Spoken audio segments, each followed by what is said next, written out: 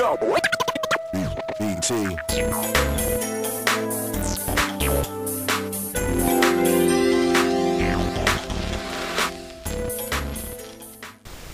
A nossa comunidade Nossa Senhora do Rosário está recebendo, nesse dia de domingo, a relíquia de São Paulo da Cruz. Ela que está passando por diversas comunidades passionistas para a celebração do centenário passionista aqui em terra brasileira. E é uma grande alegria nós estamos recebendo a relíquia aqui na nossa comunidade. Então o nosso querido Padre Hildo vai estar falando um pouquinho sobre a relíquia de São Paulo da Cruz. Então é com muita alegria que recebemos hoje a relíquia de São Paulo da Cruz, comemorando os 100 anos da vida dos passionistas ao Brasil. Vieram da Itália para trazer uma mensagem da Boa Nova ao povo brasileiro.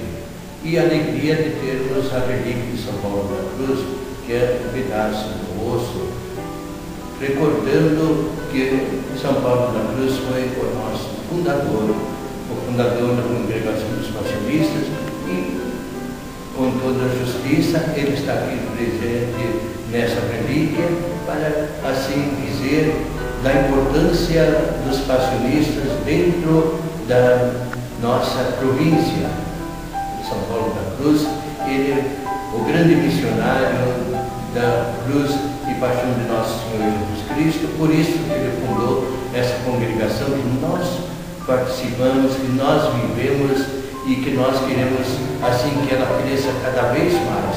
Então São Paulo da Cruz está aí com a relíquia, venerando esse grande santo, esse grande anunciador da paixão e morte de Jesus Cristo, para que a gente realmente viva a paixão e transmita ao povo esse grande mistério da paixão de Jesus Cristo. Nós estamos ainda na Quaresma refletindo nos grandes sofrimentos de nosso Senhor Jesus Cristo.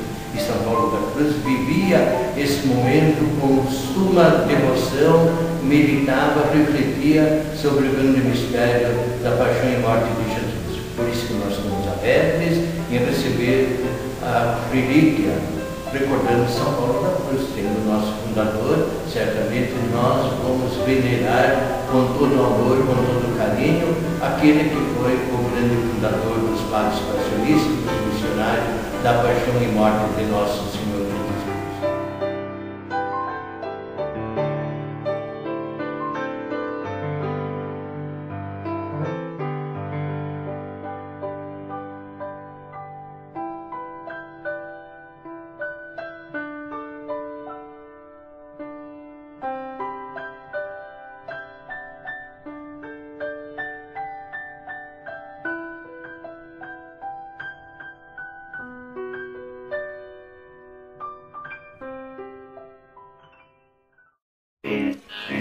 Yo. BT.